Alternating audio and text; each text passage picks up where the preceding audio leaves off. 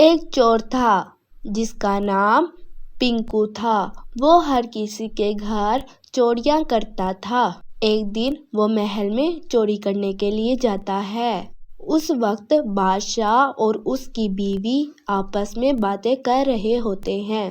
چور ان کی باتیں سنتا ہے۔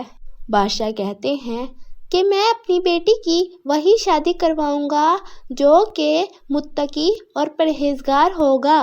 چور جب یہ باتیں سنتا ہے تو وہ سوچتا ہے کہ اگر میں پرہیزگار اور متقی بن جاؤں تو بادشاہ کی ساری جائیداد میری ہو سکتی ہے اور راجکماری بھی مجھ سے شادی کر لے گی۔ وہ گھر جاتا ہے اور متقی لوگوں کی طرح کپڑے ڈال لیتا ہے اور محل کی پاس والی مسجد میں جا کر عبادت کرنے لگتا ہے۔ 2 سال بعد جب پوری دنیا میں یہ بات پھیل جاتی ہے کہ بادشاہ کے محل کے پاس مسجد میں ایک امام آیا ہے جو کہ بہت پرہیزگار اور متقی انسان ہے۔ جب یہ بات بادشاہ کے پاس پہنچتی ہے تو وہ اپنے وزیر کو کہتے ہیں کہ تم اس متقی انسان کے پاس جاؤ اور اسے کہو کہ بادشاہ کی بیٹی اس سے شادی کرنا چاہتی ہے، کیا تم بادشاہ کی بیٹی سے شادی کرو گے؟ جب وزیر اس کے پاس جاتا ہے اور اسے سارا معاملہ بتاتا ہے تو وہ شادی کے لیے ہاں کر دیتا ہے۔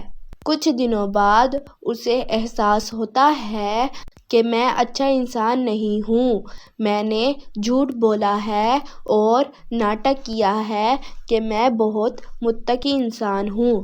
پھر وہ بادشاہ کی بیٹی کے پاس جاتا ہے اور اسے سارا معاملہ بتاتا ہے۔ بادشاہ کی بیٹی کہتی ہے کہ تم نے میرے لیے اپنی چوری چھوڑ دی اور متقی انسان بن گئے، اب تم میرے لیے بہت اچھے ہو اور میرے والدین کے لیے بھی، اب تم میرے ساتھ شادی کر سکتے ہو۔ اس کے ساتھ شادی کر لیتا ہے۔ راجا بھی بہت خوش ہوتے ہیں اور رانی بھی۔